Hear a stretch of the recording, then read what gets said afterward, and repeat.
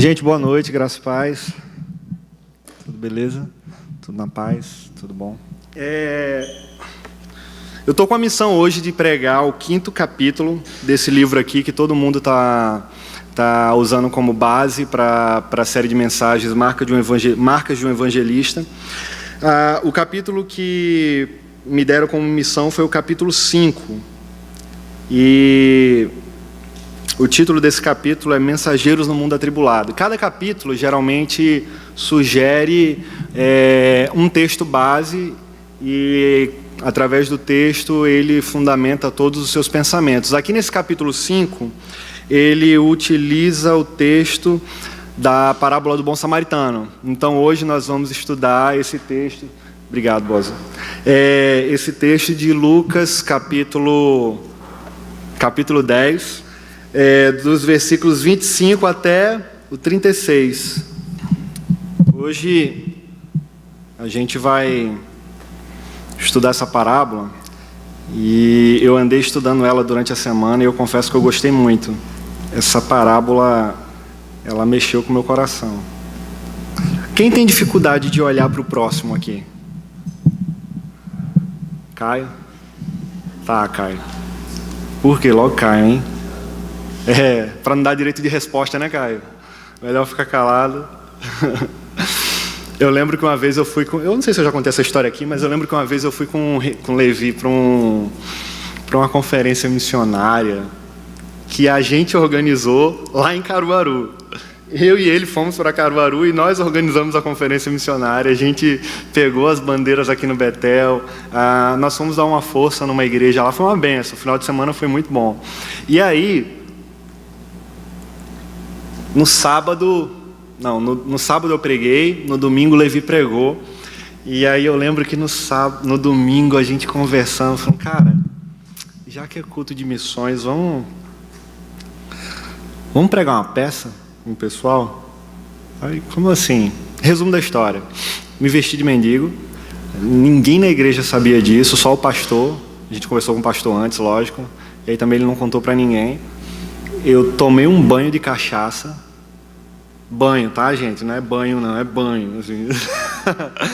Tomei um banho de cachaça. A gente arrumou uma roupa velha lá e eu me melei todo de graxa. E onde é que ia arrumar graxa? Aí a gente foi na casa do primo de Levi, tinha uma moto lá, metia a mão na moto, na corrente da moto e se melava. Aí daqui a pouco jogou um pouco de água também. Aí foi numa rua de barro.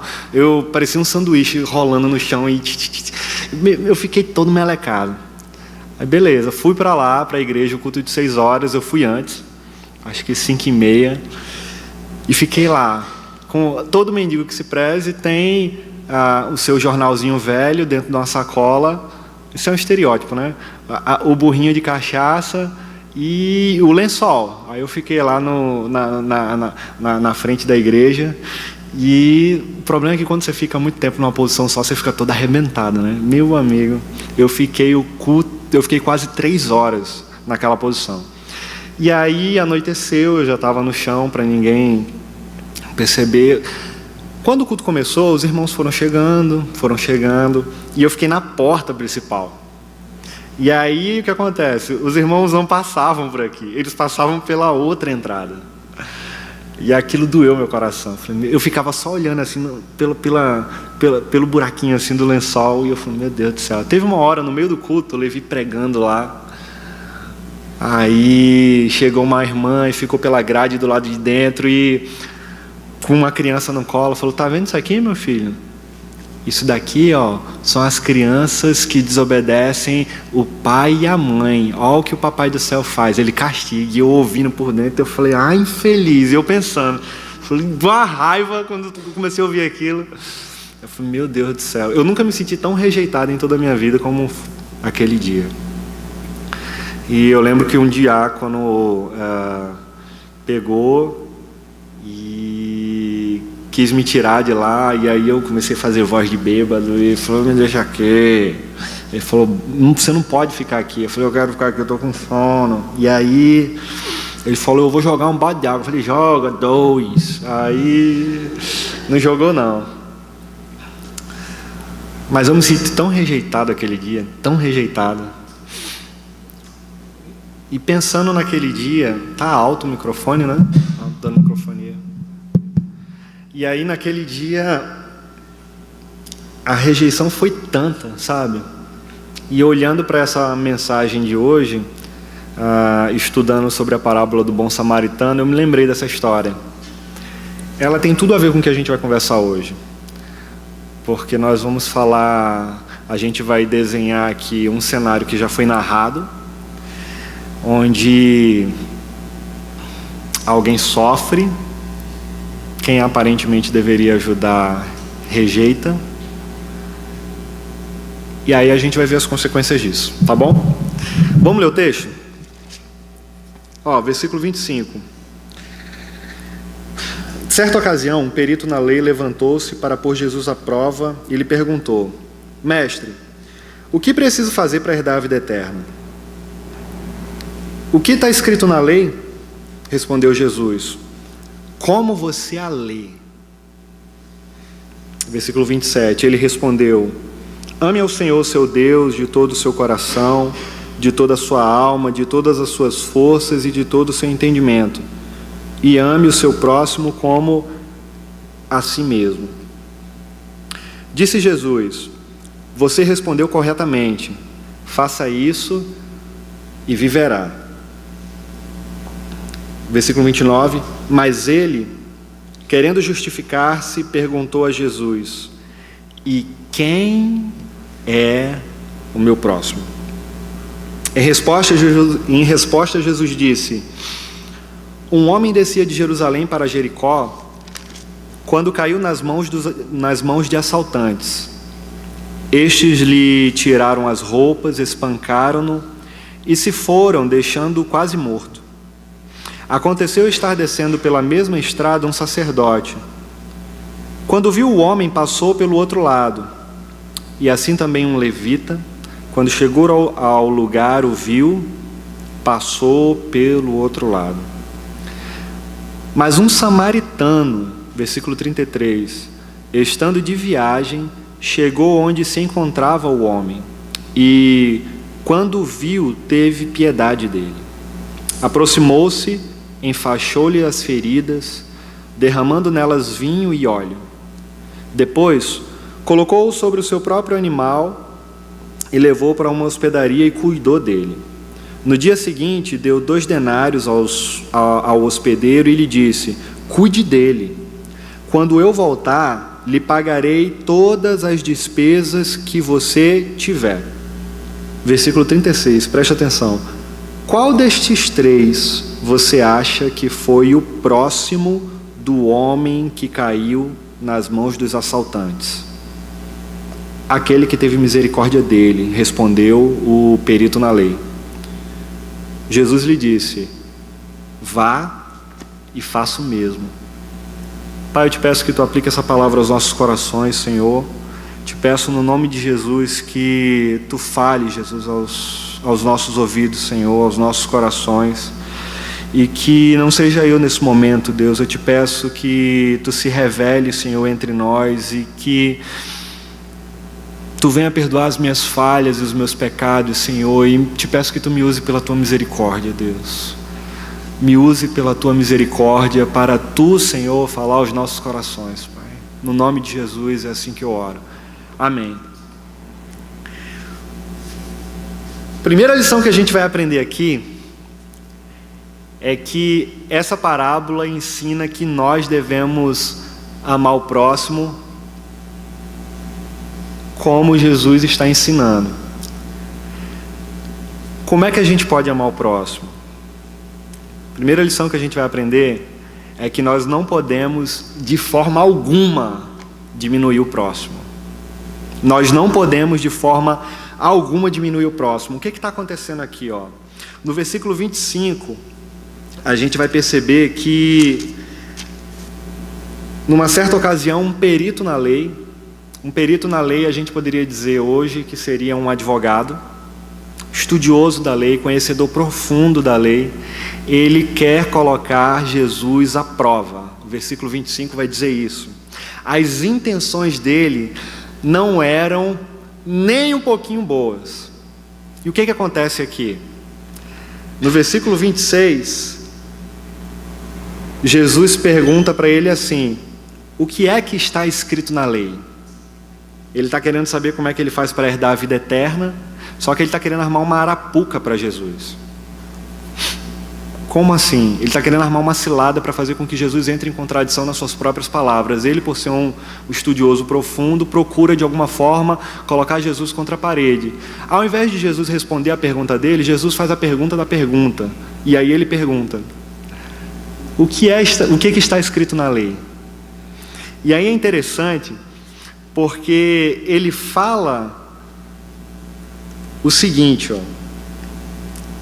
ame o Senhor, o seu Deus, de todo o seu coração, de toda a sua alma, de todas as suas forças e de todo o seu entendimento, e ame o seu próximo como a si mesmo.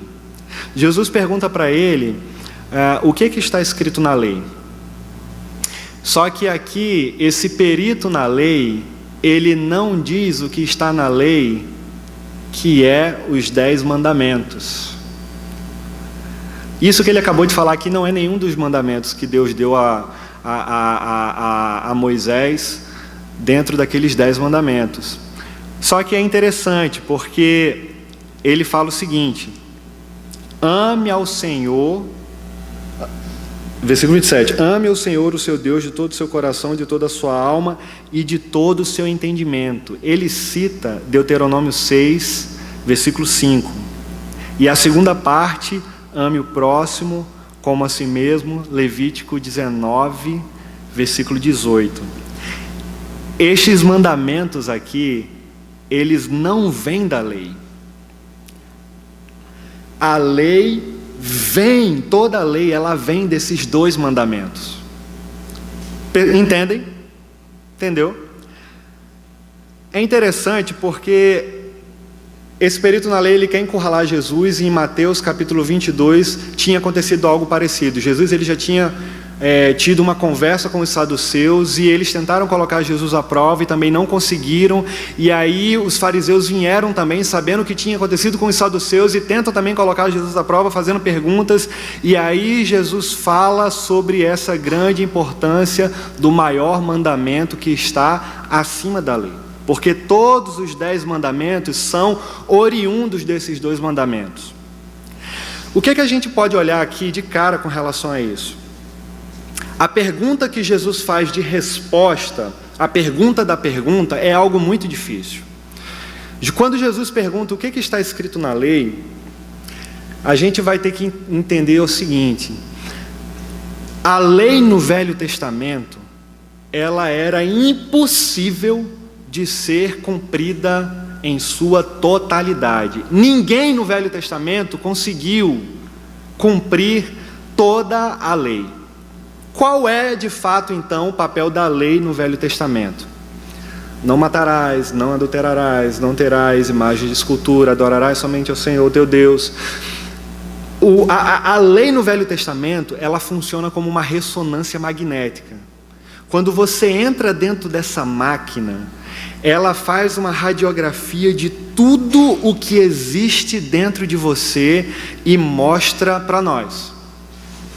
Com outras palavras, a lei serve para mostrar a nossa incapacidade de cumpri-la e de sermos 100% fiéis a Deus, porque não temos essa condição.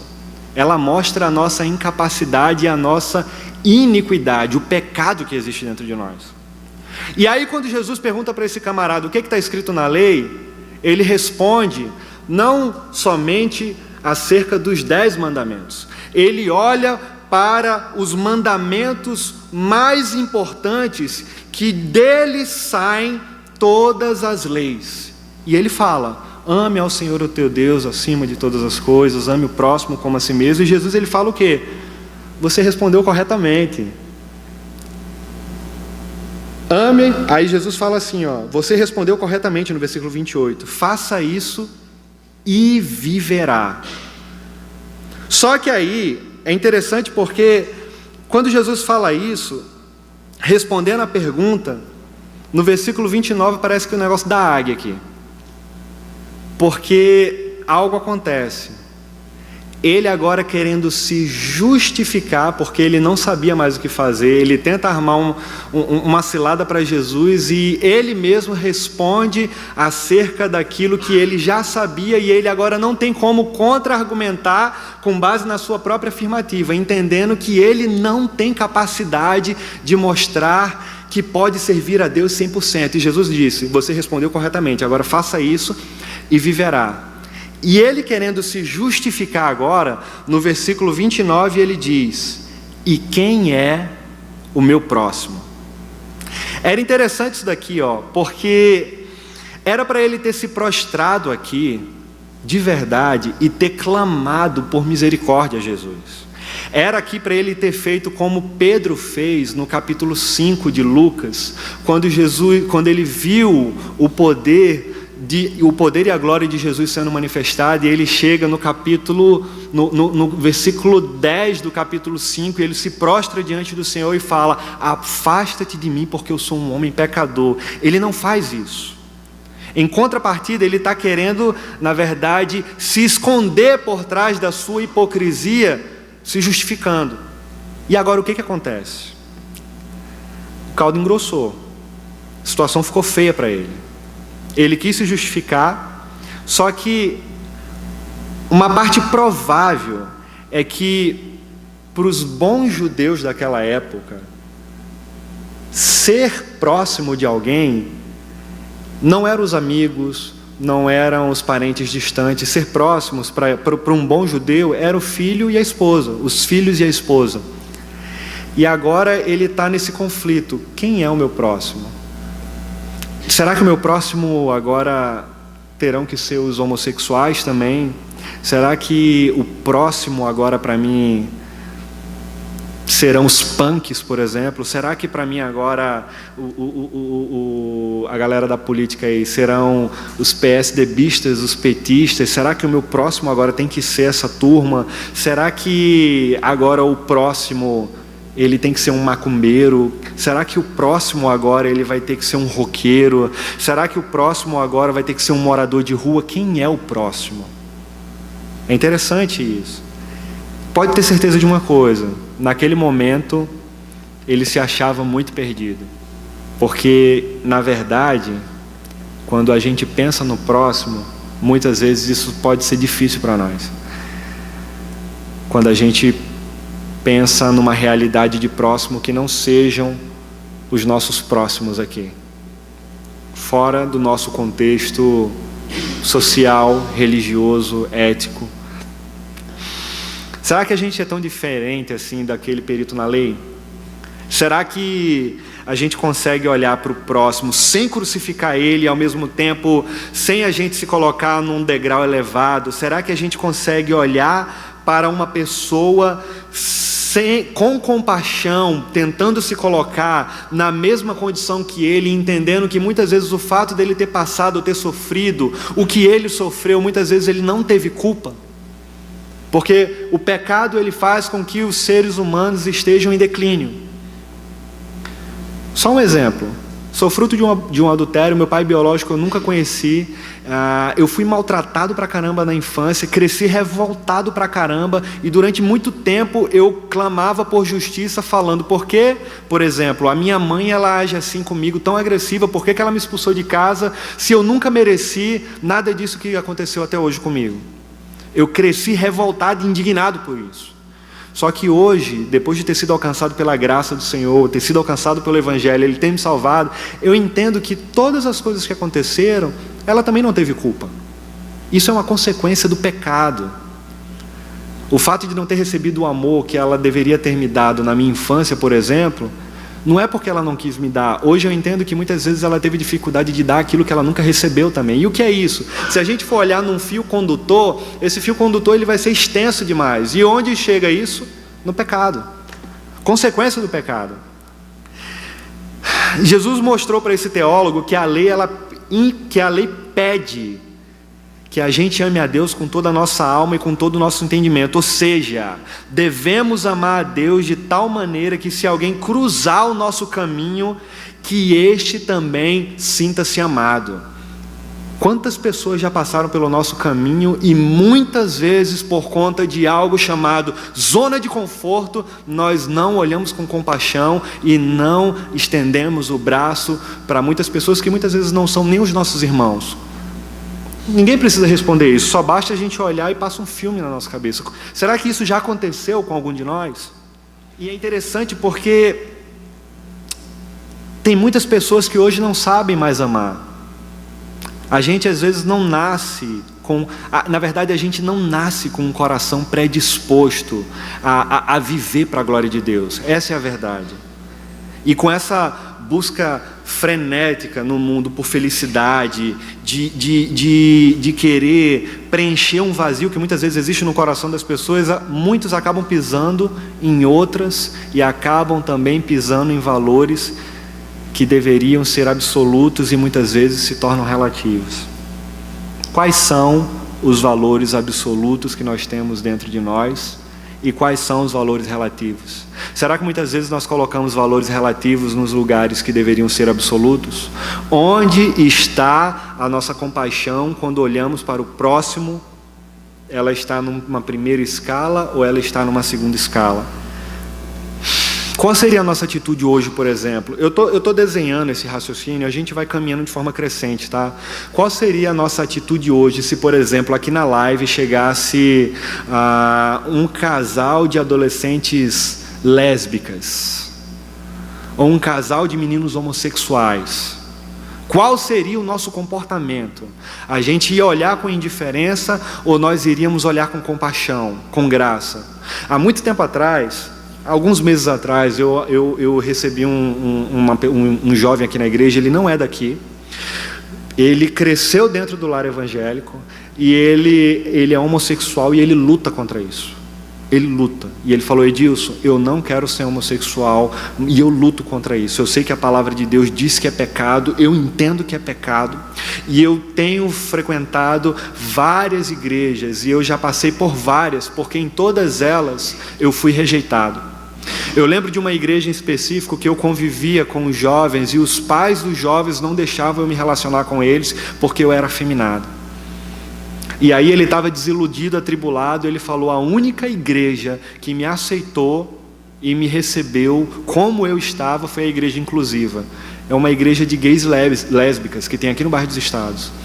Ele falou: eu não quero ficar lá, eu sei que a Bíblia condena e eu sei que isso é uma prática que leva para o inferno, só que eu não sei o que fazer, porque as pessoas não me recebem nas igrejas. O que a gente faz numa situação como essa? Qual é a nossa atitude olhando para o nosso próximo? É difícil isso. Vocês já pararam para pensar se isso acontecesse aqui na live? Eu lembro de David Wilkerson. Ele saiu do interior dos Estados Unidos e foi pregar no meio, em Nova York, em meio das gangues, no Brooklyn, e ele começou o seu ministério ali, e ele cresceu. E eu lembro que numa certa pregação na Rússia, ele com um tradutor, ele falou, combatendo a teologia da prosperidade, falando sobre a importância da pregação do evangelho genuíno, e ele, com um coração muito quebrantado, ele disse: se você chegar hoje lá na Times Square, você vai encontrar em um dos nossos cultos travestis sentados, você vai encontrar mendigos que entram, passam na frente da nossa igreja e entram para assistir ao culto. Costumeiramente isso acontece. Eu não estou dizendo que o fato dele ser um travesti eu vá rejeitá-lo.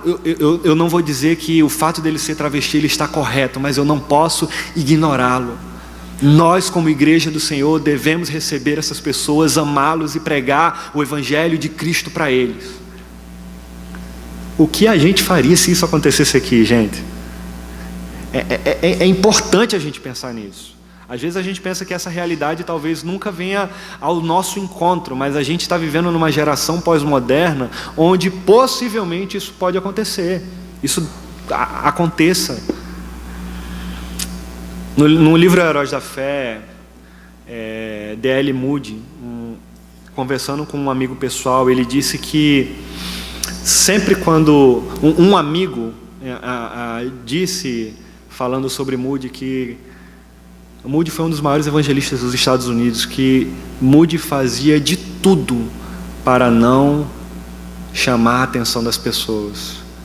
E sempre que ele podia não pregar e colocar outra pessoa para pregar no lugar dele, ele o fazia, porque ele entendia a importância de não estar no meio dos holofotes e começar a olhar para os seus irmãos com compaixão. Ele fazia de tudo para não aparecer, gente. Primeira lição que a gente aprendeu aqui: quem é o nosso próximo? Nós não podemos diminuir ele. Segunda lição que a gente vai aprender aqui agora é que dos versículos 30 ao 37, Jesus ele vai abrir os nossos olhos para que a gente possa ver quem é o nosso próximo. Quem é o meu próximo? Para explicar isso para o advogado, para o perito na lei, Jesus conta uma parábola. E aí nessa parábola ele vai dizer que um homem está descendo de Jerusalém para Jericó. E aí ele caiu nas mãos de assaltantes, e estes lhe tiraram as roupas e espancaram-no e se foram, deixando ele quase morto. Eu acho interessante isso daqui, porque ele está falando que um homem está descendo de Jerusalém para Jericó. Qual é a distância de Jerusalém para Jericó? É uma distância de aproximadamente 25 quilômetros. O que está acontecendo aqui? Ele está indo para Jericó. Jericó era conhecida, depois que ela foi alcançada pelos judeus, ela se tornou uma cidade dormitório. Então era comum as pessoas trabalharem em Jerusalém e descer para Jericó para dormir. E agora ele está nesse percurso, descendo para Jericó, um assaltante vem, espanca ele, ele fica agonizando no chão, assaltam ele, e quem aparece no percurso? Um fariseu. É interessante isso daqui porque o templo dos sacerdotes ficava lá em Jerusalém. E como eu disse, até os fariseus que não estavam trabalhando, eles desciam para Jericó também. Os levitas que não estavam trabalhando no templo, eles desciam para Jericó, para essa cidade dormitório. E agora esse homem ele está agonizando e passa quem no meio deles? Passa o sacerdote. Quem é esse sacerdote? O sacerdote ele é a classe mais alta dos levitas que trabalhava no templo. Trocando em miúdos, vou dizer aqui, seria o pastor. E aí ele desce, e quando encontra com esse cara que está agonizando, ele atravessa e vai para o outro lado da rua e faz de conta que não está vendo nada. Tempos depois desce o levita. O levita desce e a mesma coisa ele faz. Ignora o homem que está agonizando lá embaixo. É interessante porque Jesus ele está aqui situando o perito na lei e todo mundo que está ouvindo a parábola nesse trecho de Jerusalém e Jericó. Naquela época era comum, nesse percurso entre Jerusalém e Jericó, assaltantes virem ao encontro deles. E existia um trecho que era conhecido como lugar de sangue, que era justamente onde os assaltantes, o local que os assaltantes preparavam suas emboscadas para machucar as pessoas e roubar. Então, ele falando do percurso, falando das duas cidades, criando esses personagens, porque a parábola, ela não é algo que aconteceu. Jesus, ele escolhe a dedo os personagens para tentar explicar o que ele quer dizer claramente para aquele perito na lei. Então, aquele cara está entendendo o que Jesus está falando. Ele se liga que o cenário é perigoso, ele se liga e lembra do trecho do lugar de sangue, ele entende que provavelmente aquele cara está agonizando nesse local, e ele sabe que o fariseu ele sempre descia para ir para Jericó, e o sacerdote descia para Jericó, e o sacerdote que não deveria ter ignorado aquele cara, ignora, e agora o outro servo do Senhor que servia no templo da adoração desce também e ignora. E por último, Jesus situa dizendo que passa um samaritano. É interessante isso daqui porque o que ele está querendo dizer com esse samaritano descendo? Os judeus descem e não conseguem olhar para os seus irmãos com compaixão, para o seu irmão com compaixão. E todo mundo sabe que o samaritano ele é um judeu que não é 100% judeu, ele é mestiço, ele é misturado, é um judeu misturado com qualquer outra raça, com qualquer outro gentio. E agora esse judeu impuro, que para os judeus puros, muitas vezes eles eram chamados de cães imundos. Esse perito na lei está ouvindo que esse cão imundo, esse judeu mestiço está descendo, ele está de viagem. O texto diz que ele está em viagem, e estando em viagem ele para socorrer aquele cara que está agonizando. E é interessante porque no versículo 34 diz que ele enfaixou aquele moribundo, protegendo as feridas, e provavelmente ele rasgou alguma das suas roupas, porque ninguém anda em viagem com um kit de primeiros socorros. Então pode ter certeza, preste atenção nisso, que ele está abrindo mão daquilo que ele tem para pensar no outro com compaixão e amá-lo, cuidando das suas feridas. E aqui o texto diz que ele teve compaixão e enfaixou-lhe as feridas. Logo em seguida ele coloca aquele judeu dentro do seu carro, coloca ele em cima do burro e leva para a estalagem. Ele para a sua viagem e faz isso. Chegando lá, ele cobre todas as despesas daquele cara e diz para o dono da estalagem: cuida dele, quando eu voltar aqui eu vou pagar todas as despesas que ainda faltam. Fim da conversa. A pergunta para o perito da lei agora é muito interessante. Jesus contou essa história e agora Jesus muda a pergunta. E agora Jesus diz assim, no versículo 36: qual desses 3 homens você acha que foi o próximo do homem que caiu nas mãos dos assaltantes? Qual desses 3, o sacerdote, o levita ou o samaritano? Qual é a ideia aqui de Jesus? O que Jesus está querendo dizer com isso? Jesus está querendo dizer assim, você é um perito na lei, então eu quero te fazer uma pergunta agora: para quem eu devo ser o próximo? Aquele perito na lei entendeu perfeitamente o que Jesus estava querendo dizer. É tanto que no versículo 37 ele responde assim: aquele que teve misericórdia dele, ou seja, o samaritano. O samaritano foi o que teve misericórdia do judeu. E agora Jesus responde, e Jesus disse para ele: então vá e faça o mesmo. É interessante isso daqui. Jesus ele altera a pergunta: que condição social a pessoa deve ter, gente, para ser digna do nosso amor? Você já parou para pensar nisso? Que condição social a pessoa deve ter para ser digna do nosso amor? Como é que eu posso me tornar uma pessoa cuja compaixão não olha para a condição social? O que vocês acham disso? Como é que eu posso me tornar uma pessoa cuja a minha condição social e a condição social do outro não seja um empecilho? Por isso que Jesus olhou para aquele camarada e falou: vai para casa agora e seja uma nova pessoa. Mais uma vez, olhando para o samaritano, a gente vai poder perceber que ele demonstrou amor por aqueles que odiavam ele. Aqueles, como eu disse, que os chamavam de cães imundos. Foi para um desses que esse samaritano olhou com compaixão, não olhando para a classe social, não olhando para nada, e simplesmente porque entendia a importância de amar o próximo, socorreu ele. Eu gosto de uma frase que também foi dita por Moody, e eu não sabia que tinha sido escrita por ele, quando fala que reputação é tudo que as pessoas sabem ao meu respeito, mas caráter é o que eu sou quando ninguém está me olhando.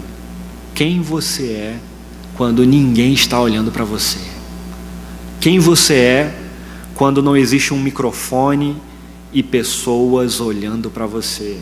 Quem você é quando está somente no seu quarto em secreto, onde somente Deus te vê. Quem nós somos, gente? O que nós fazemos quando ninguém mais está vendo, a não ser Deus e os demônios? Tenha certeza que eles também estão olhando para nós.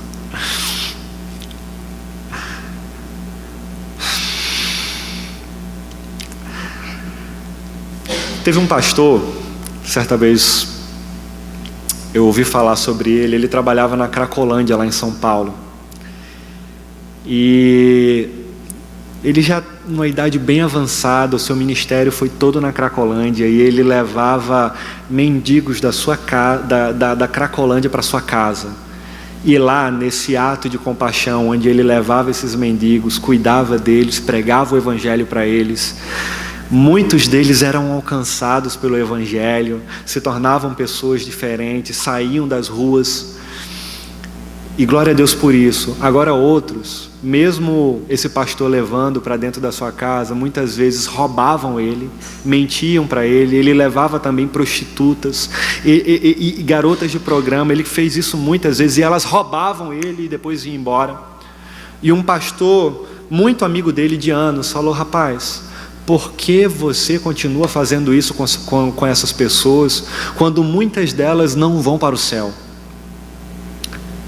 Esse pastor olhou nos olhos daquele amigo pastor e falou: essas pessoas muitas delas podem até não ir para o céu, mas elas experimentarão um pouco do céu aqui na minha casa. Como nós olhamos para o próximo? A grande pergunta que precisamos fazer é: para quem eu posso ser o próximo? Essa é a pergunta, gente. E por fim a gente vai perceber aqui que Jesus é o nosso maior exemplo de amor ao próximo, gente. A gente sabe disso, a gente ouve isso direto. Quem é esse Jesus? Ele é o próprio Deus, e a gente sabe disso. Ele é o Deus Todo-Poderoso. Filipenses 2, o apóstolo Paulo, escrevendo a carta aos Filipenses, no capítulo 2, vai dizer que, embora sendo Deus, não considerou que o ser igual a Deus era algo que ele devia apegar-se, mas ele esvaziou-se a si mesmo, vindo a ser servo, tornando-se semelhante aos homens, e sendo encontrado em forma humana, humilhou-se e foi obediente até a morte de cruz. Poxa, gente, esse é o Deus que a gente conhece.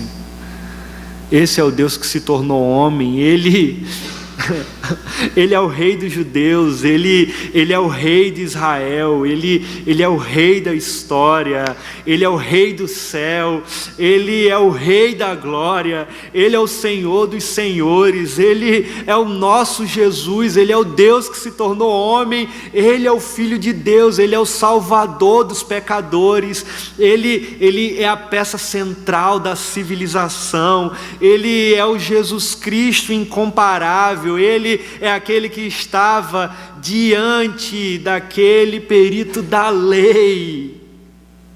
Ele é a fundamental doutrina da teologia do Antigo e do Novo Testamento, gente. Ele é o único e qualificado para ser o Salvador, totalmente suficiente. Ele é o maior exemplo de amor ao próximo. E na conversa com Jesus, esse mestre da lei, esse advogado, usa o antigo mandamento de Levítico, como eu falei: ame o próximo como a si mesmo. Só que agora a gente olha para Cristo e ele ensina algo totalmente mais sublime, cheio de graça, cheio de amor, cheio de doçura e compaixão, lá em João 13, versículo 34, quando ele fala: amem uns aos outros como eu amei vocês. É isso que Jesus está ensinando para a gente. Qual é a novidade aqui? No antigo mandamento, que esse perito da lei usa para tentar colocar Jesus à prova, nesse antigo mandamento a gente vê que ninguém conseguiu exemplificar ele de forma tão perfeita como o Filho de Deus. Ninguém conseguiu exemplificar ele em toda a história do Velho Testamento. Antes de Jesus, ninguém foi capaz de dizer com tanta autoridade: amem como eu amo vocês. Ninguém conseguiu fazer isso. Por isso que aquele perito na lei ficou numa sinuca de bico e perguntou: quem é o meu próximo? Porque ele sabia que difícil era cumprir esse mandamento. Essa novidade ela parece ter relação com o propósito de Jesus reunir um povo cuja marca no mundo seja a lealdade a Ele, gente. E que lealdade é essa? Uma lealdade em amor. No verso 35 ele diz: com isso todos saberão que vocês são meus discípulos, se vocês amarem uns aos outros. Com outras palavras, um amor, Jesus está falando assim, um amor como o meu será a marca do novo povo que eu estou arrebanhando. Percebem a diferença? Percebem a diferença do mandamento da velha aliança para o mandamento da nova aliança? O mandamento da velha aliança era impossível ser cumprido. Ninguém conseguiria amar com tanta excelência e perfeição. E como nós sabemos que o Velho Testamento ele é um grande palco de um teatro gigantesco, onde peças como um quebra-cabeça vai sendo montado, como todo o cenário que é sido construído, ele vai sendo construído após o tempo, para que o ator principal entre no espetáculo que é Jesus Cristo.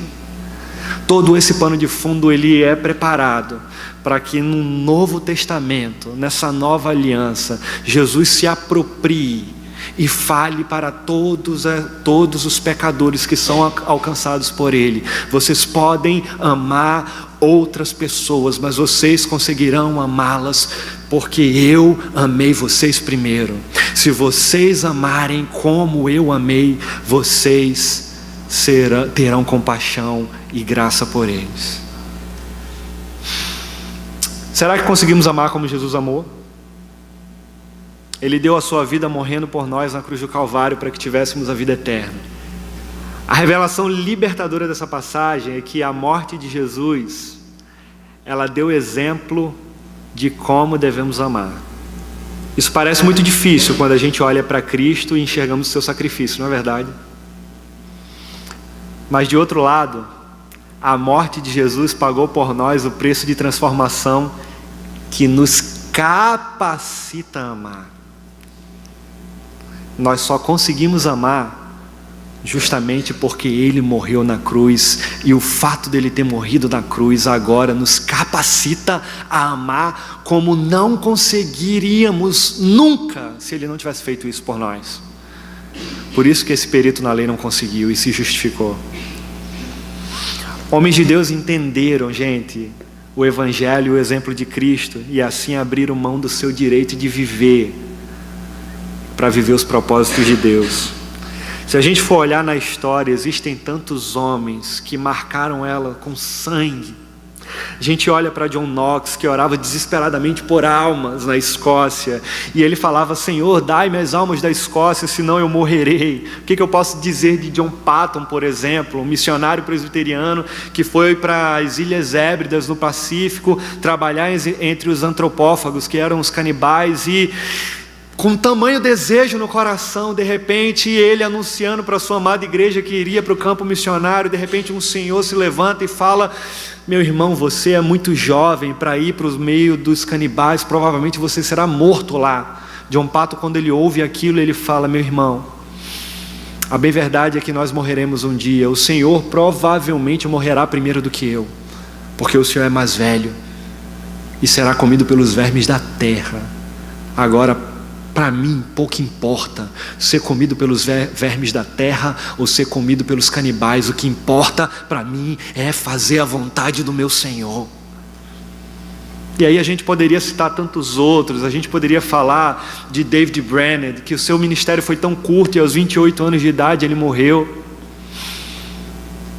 Tamanha era a piedade daquele homem que Jonathan Edwards, que era o seu sogro, ele perdeu a sua filha porque ela cuidava de David Brainerd, e David Brainerd morreu de tuberculose, e ela também morreu de tuberculose, e Jonathan Edwards certo dia falou: se eu tivesse outra filha, mesmo assim eu daria ela a David Brainerd, porque ele não era um homem normal, ele era um anjo de Deus aqui na terra.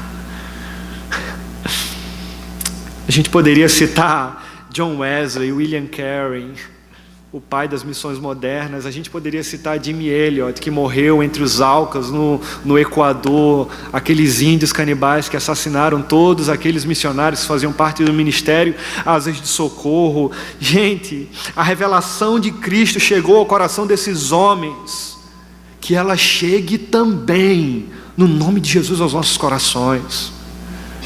O principal propósito da nossa existência é glorificar a Deus, glorificar ao Senhor Jesus Cristo e fazê-los conhecidos. Quem é o nosso próximo? Quem é o nosso próximo? Que possamos olhar para os menos favorecidos com os olhos de Cristo, de verdade. Que a gente possa olhar para os nossos amigos da escola, da universidade, para aqueles que se dizem ateus, para aqueles que são afeminados, para aqueles que são homossexuais, para aquelas que são lésbicas, para aqueles que vivem dentro da nossa família, talvez viciados em drogas, eu não sei, que nós possamos olhar para aqueles que nos cercam no dia a dia com compaixão, que possamos olhar como Jesus olhou. Por favor, gente, por favor, no nome de Jesus. Eu estou falando isso para vocês, eu estou falando isso para mim também. É muito difícil isso. Eu já contei essa história uma vez, e eu quero encerrar contando essa história de novo. Pastor Zapata, uma vez no seminário, um dos meus professores contou essa história de um pastor peruano que nasceu cego. Ele falava enrolado demais, ele parecia um pedaço de pau, duro, bem magrinho, corpo ressecado. Se tornou um pastor de uma igreja numa cidade chamada Piura, região de montanhas, muito pobre. E ele era paupérrimo. Pela misericórdia de Deus, o Senhor deu uma esposa, ele constituiu uma família, mas ele vivia assim, literalmente assim, e em pé. Em pé não, reto. Ele não, nenhuma junta do seu corpo dobrava. O púlpito da sua igreja era uma maca em pé. Os irmãos colocavam o microfone na sua boca e ele aprendeu as escrituras porque os irmãos liam tanto para ele. Ele memorizava as escrituras e guardava elas nos seus corações. Quando ele olhou para esse professor lá do seminário que contou a história para nós, ele disse assim: pastor, as grandes construções, elas são feitas com o melhor material, as melhores madeiras. Só que quando a casa ela fica pronta, a construção ela fica pronta, sempre sobram materiais. E a gente percebe que sobram aqueles pedaços de paus velhos. Eu não sei porquê, mas Deus me fez com esses pedaços de pau velho. Agora, o fato de ter sido feito dessa maneira não me impede de pregar o Evangelho do Senhor. Eu quero anunciá-lo até os últimos dias da minha vida. E ele saía para evangelizar. Os irmãos colocavam ele na boleia de uma caminhonete, colocavam ele subia as montanhas para evangelizar. Essa é a história do pastor Zapata. O Senhor o guardou, ele faleceu alguns anos atrás. tamanha compaixão que esse homem tinha pelos outros. Quem é o próximo para nós? Esse capítulo 5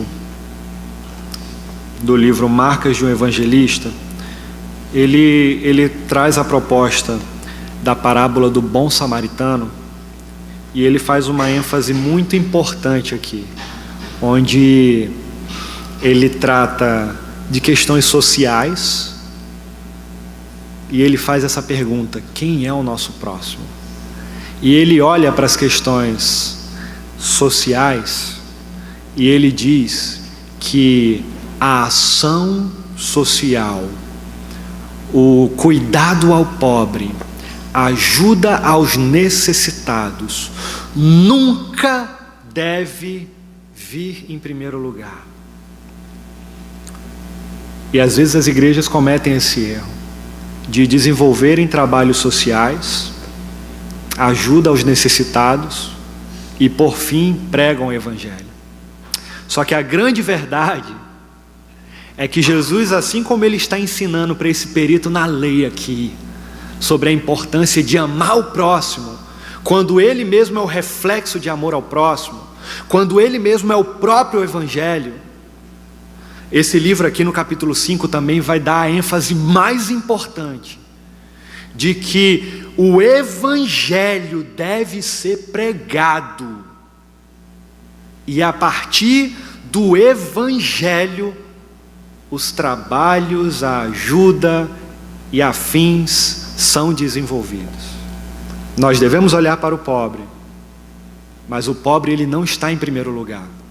Nós devemos desenvolver projetos sociais, mas os projetos sociais não devem estar em primeiro lugar. Nós devemos pregar o evangelho, ir para o bairro São José, ou ir para o bairro dos Ipês, como a gente tem ido, ou ir para qualquer outro local. Amanhã a galera da rede, a gente vai lá para a praia evangelizar. Independente de quais sejam os locais, nós devemos ir em primeiro lugar pregar o evangelho. E o evangelho é o principal responsável para causar transformações na vida de um pecador. Entendem a diferença? E aí ele fala, cita esses exemplos. Aí ele fala de uma tribo Xiu, na Guatemala, e ele diz como o evangelho, a pregação do evangelho entrou naquela cidade, e os alcoólatras que ouviam o evangelho paravam de beber e paravam de espancar a sua esposa. Percebe? Muitas vezes colocamos carroças na frente dos bois, e nós não devemos fazer isso. Sabe por quê? Porque o evangelho é poderoso para fazer aquilo que nós não temos condições. Jamais teríamos condições de transformar uma sociedade. Jamais teríamos condições de mudar o pensamento das pessoas. Jamais teríamos condições de fazer aquilo que somente o evangelho pode fazer. E Jesus olha para esse perito na lei, contando a parábola do bom samaritano, e com outras palavras ele está mostrando que ninguém é capaz de cumprir os mandamentos do Velho Testamento se não olharem para ele, porque nós só vamos conseguir amar o outro se entendermos o significado da morte de Cristo na cruz. Gente, que Deus abençoe. Vamos orar.